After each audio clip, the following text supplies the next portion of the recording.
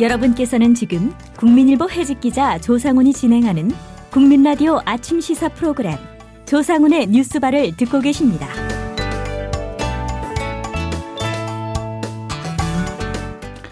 양측이 언론, 기레기 언론의 전성시대. 네, 이런 비판에 언론에 종사하는 사람들이 항변할 수 없는 그런 요즘입니다. 가뜩이나 기울어진 운동장에서 저 위쪽에 자리 잡은 보수 기득권 언론은 더욱 가열차게 팩트의 함정을 치고 또 거기에 진실을 묶어두려고 안간힘을 쓰고 있습니다. 이런 실상을 고발한 다큐멘터리 영화 한 편이 어제 개봉됐습니다. 태준식 감독이 연출했고요. 슬기로운 해법이라는 다소 좀 독특한 제목의 영화입니다. 영화 속 실화 이야기 조명해보는 최강희의 영실이, 오늘은 이 영화 얘기를 좀 나눠보겠습니다. 최강희 영화 평론가 오늘 또 스튜디오에 모셨습니다. 안녕하십니까? 네, 안녕하세요. 예. 일단 기자들 얘기입니까?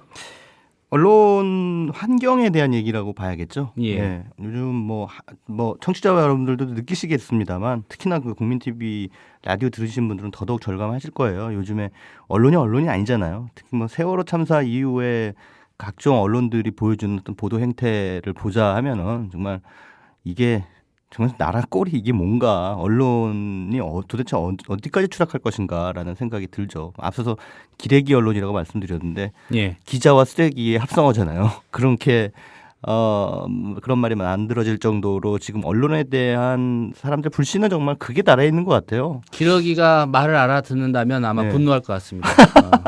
어디다가 우리하고 네, 유사한 이름을 갖다 붙이느냐. 그렇습니다. 예.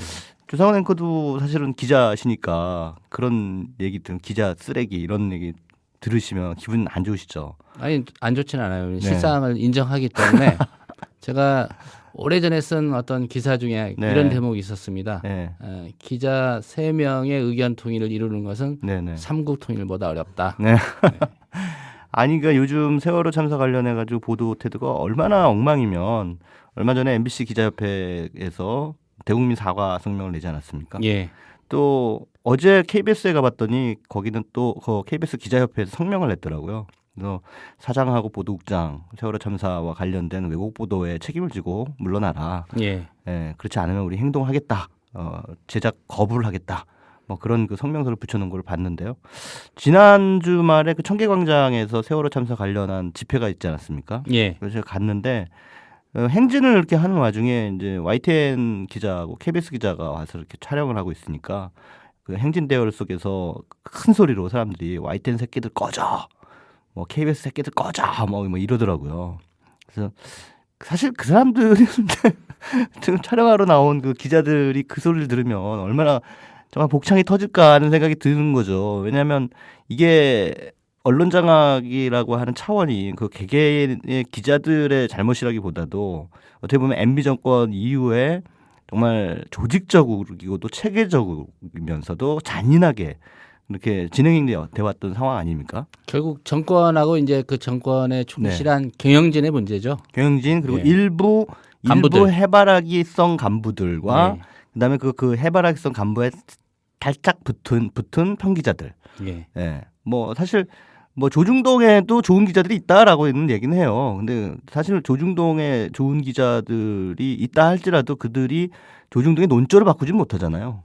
만약에 그들이 조중동의 논조에 반대되는 성향을 가지고 있거나 혹은 동의하지 못하는 그런 그 세계관을 가지고 있다고 한다면은 그 회사에서 버텨낼 수 있을까요?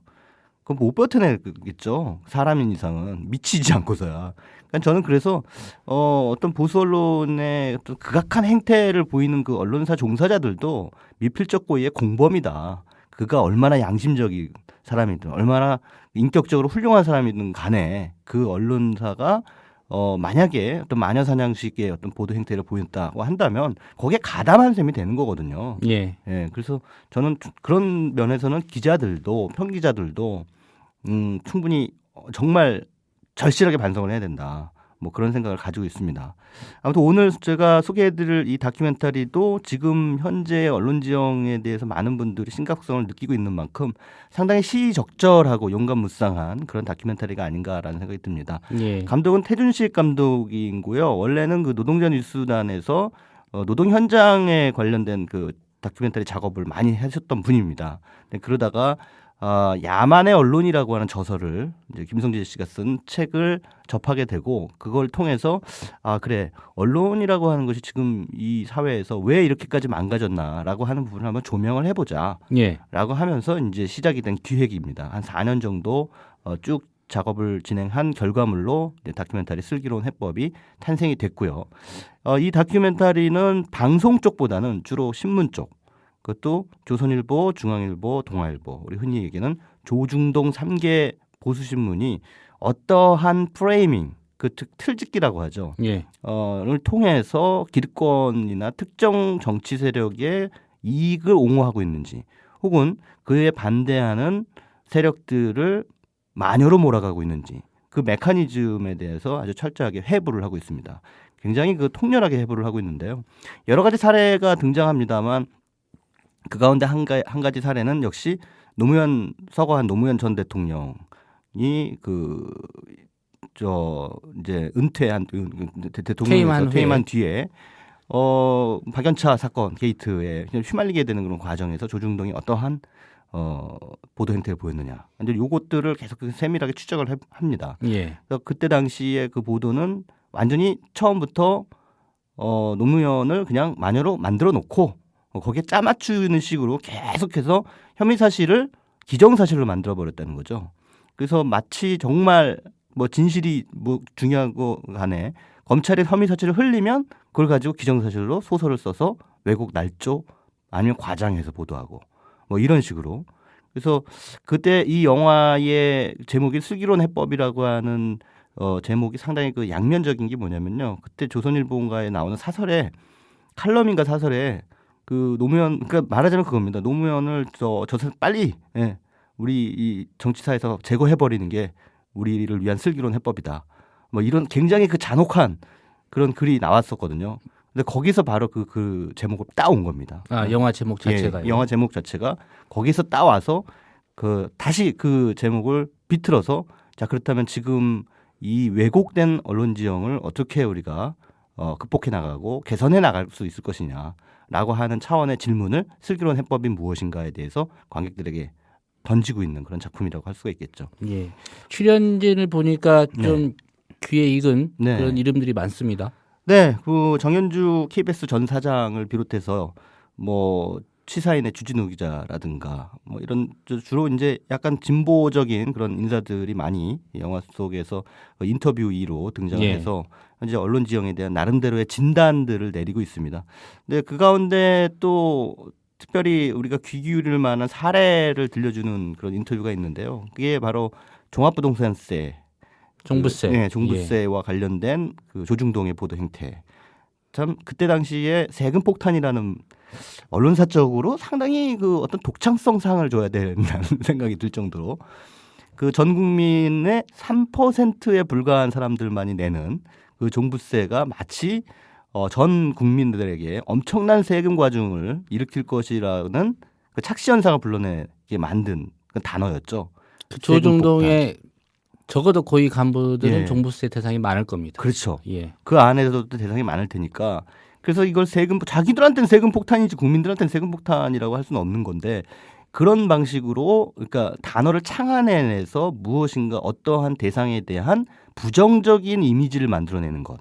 이것도 언론이 흔히 관행적으로 우리가 저지르는 일종의 프레이밍, 틀짓기라고 할 수가 있겠죠. 예. 뭐 예를 들어서 예전에 뭐 SBS 뉴스로 기억이 됩니다만 쓰레기 만두라는 표현을 썼죠. 뉴스에서. 그랬었죠. 예. 그래서 전국의 만두집들이 다 도산했어요. 그게 만두는 쓰레기다라고 하는 그 공식, 그 등식을 만들어 버리는 거죠. 그래서 실제로 만두 안에 쓰레기가 들어갔느냐? 아니거든요. 근데 그거를 조금 더 자극적이고 선정적인 표현을 동원하기 위해서 쓰레기 만두라고 하는 그런 단어를 창안해냈고 이것이 만두라고 하는 식품에 대한 사람들의 혐오감을 불러일으키면서 애꿎은 그 만두 중소상인들이 전부 피해를 보게 되는 그런 과정으로 이어지는 걸 보면 참 언론이라는 게 얼마나 폭력적일 수 있는가라는 것들을 이제 보여준다는 거죠. 마찬가지로 세금 폭탄이라고 하는 것도 그런 폭력적인 언론의 형태, 그야말로 야만의 언론의 행태를 이런 것들을 보여준 대표적인 사례가 아닌가라는 생각이 듭니다. 노무현 전 대통령뿐만 아니라 뭐 신정아 씨 스캔들 같은 것도 마찬가지로 검찰이 흘린 혐의 사실을 언론이 주워다가 기정사실로 만드는. 그러니까 검찰과 언론 그리고 그 배후에 숨은 정치 세력 간의 삼각동맹의 어떤 그 메커니즘 이런 것들을 이 영화 다큐멘터리 슬기로운 해법은 그 해부에서 관객들에게 제시를 해주고 있습니다. 시점상으로 뭐 최동욱 검찰총장 네. 찍어내기는 포함이 안 됐겠군요. 그거는 예, 포함이 안 됐는데요. 어찌됐든 그 이제 뒤로 가면서 언론사의 어떤 그 뭐라 그럴까요 경제적 조건 예. 이런 것들이 언론사의 그 언론이 보여주는 논조나 보도 태도와 어떠한 상관관계를 갖고 있는가라고 하는 부분에 대해서도 영화는 역시 진단을 하고 있습니다. 이를테면 종부세에 대해서 그렇게 부정적인 보도를 계속했던 것은 말씀하신 것처럼 언론사 간부들 가운데 종부세 적용자들이 있을 뿐더러 또 언론사의 많은 광고 비중이 부동산에서 나옵니다. 맞습니다. 예, 예. 근데 아이러니하게도 그 종부세 사건, 종부세 파문이 일어났을 그 당시에 부동산 관련 전면 광고가 조중동에 엄청나게 쇄도했다는 얘기입니다. 그건 뭘까요? 거의 응원이라는 얘기죠. 이 신문사에서 예. 보통 광고 받아서 특집 지면이라는 걸 만듭니다. 예, 예. 근데 부동산 특집이 제일 잦습니다. 그러니까요. 그래서 뭐 보면은 일단 집값이 오르면 뭐 호황, 부동산 경기 살아난다. 뭐 이렇게 하고 집값이 내리면 마치 정권이 잘못하고 있는 것처럼 예. 예, 그렇게 막 사실 집값이 내리는 게 서민한테는 더 좋은 거 아닌가요? 근데 그렇게 어떤 그 집 가진 사람들의 입장에서 보도를 하고 특히나 각종 아파트의 시세들 이런 것들 신문 전면으로 전부 다 안내가 되면서 사람들로 하여금 집에 대한 어떤 집착을 더욱 부추기게 만드는 그런 그 보도 행태들에 대해서도 역시 비판적인 태도를 견지를 하고 있죠. 그게 곧 이제 자사의 이익과 네. 결부되느냐 네네. 아니냐를 가지고 모든 사안을 판단하는 거죠. 그렇죠. 그러니까 전 세계에서 부동산 시세가 신문 전면에 광고 이렇게 안내되는 데는 한국밖에 없다고 합니다. 코미디 같은 현실이죠. 그런 한편으로는 또 하나의 거대한 배우로서 삼성. 예. 삼성이 지금 뭐 거의 압도적인 광고주 1위입니다. 예, 이 삼성이 언론사의 태도에 어떤 영향을 미치고 있는가 그리고 삼성에 대한 비판적 기사가 과연 이 최대 광고주인 이 삼성에 대해서 언론들이 얼마나 비판적인 태도를 견지할 수 있을 것인가 라는 그 부분에 대해서도 역시 마찬가지로 비판적인 태도로 살펴보고 있습니다. 예. 특히나 조중동에 가장 많은 삼성 광고가 실리죠. 그리고 한겨레와 경향은 삼성 비자금 사건 이후에 단 한 개의 삼성 광고도 실리지 않았습니다. 그러니까 그런 식으로 광고주로서 최대 광고주로서의 대기업이 언론들을 광고를 통해서 주물르는 그래서 자신들에게 비판적인 언론에게는 광고를 주지 않고 호의적인 언론에게만 광고를 주는 식으로 통제하는 이런 자본 검열 혹은 자본 통제도 무시 못할 지금 언론 환경에 있어서 심각한 문제다라는 것을 이 영화는 관객들에게 보여주고 있습니다. 예. 과연 이런 불편한 언론 환경 네네. 슬기로운 해법 뭐가 될 수 있을까요? 일단 영화가 제시하는 슬기로운 해법은 시청자 혹은 독자, 수용자들이 조금 더 각성이 돼야 된다.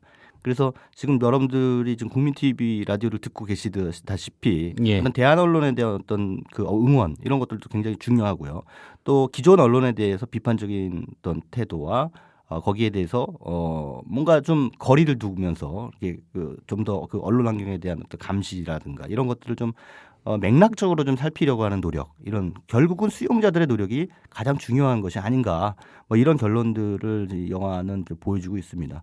사실 요즘 뭐 세월호 참사 이후에 JTBC 뉴스가 떴잖아요. 예. 근데 저는 맥락적으로 그냥 이해가 안 가요. 과연 JTBC 뉴스가 공정한 언론인가? 그 사실상 삼성과 밀월 관계에 있는 중앙일보가 미는 그 중앙일보에서 만든 그 종편이 어떤 맥락에 의해서 탄생됐는지를 우리가 훤히 아는데 거기서 손석희 사장 한 명 와가지고 조금 공정한 척 한다고 해서 과연 그 종편 지형이라고 하는 차원에 좀 더 거시적인 차원에서의 언론 환경이 얼마나 바뀔 것인가라고 하는 부분에 대해서는 회의적이거든요. 근데 그만큼 우리나라 언론 환경이 한쪽으로 일방적으로 치우쳐 있기 때문에, 즉 보수 일색이기 때문에 JTBC의 그런 제스처만라도 반가운 상대적으로, 거예요. 예, 그렇죠. 상대적으로 반갑게 느껴지는 거예요. 그래서 사람들이 막 얘기를 하는데 좀 우프입니다. 그러니까 한마디로 웃기고 슬픈 일이죠. 네, 그런 그 상황들을 좀 맥락적으로 살펴볼 필요가 있다. 그래서 저는 여전히 그 종편이라고 하는 전체적인 그 언론 환경 안에서 그 JTBC는 하나의 그냥 뭐라 그럴까요? 종편이 다 또라이는 아니다라고 하는 것을 보여주는 일종의 알리바이 같은 그런 역할을 해주고 있는 것이 아닌가 그런 생각이 들어서 어쩔 때는 또 조금 더 얄미워요. 예. 네. 결국은 수용자들이 결정할 몫이다. 네. 뭐 시청률 떨어지고 또 네. 신문 같은 경우 독자 수 떨어진다면 각성하겠지요. 그렇죠. 예, 근데 뭐 신문의 위기를 결국은 종편으로 이제 극복하고 있는 상황 아닙니까? 그래서 이 영화 속에서 그런 대사가 나옵니다. 양치기 소년의 전성시대다. 예, 한때 위기를 맞았던 양치기 소년은 돌파구를 찾았고 여전히 사람들은 거짓말을 믿는다. 이런 대사가 나옵니다. 그게 사실인 것 같습니다. 예. 예. 특별히 언론의 역할, 기능이 중요한 요즘입니다. 이 영화 보시면서 우리 언론 환경 어떻게 바꿔나가야 될지 관객들도 한번 생각해보는 기회 가졌으면 합니다. 오늘 말씀 잘 들었습니다. 네, 고맙습니다.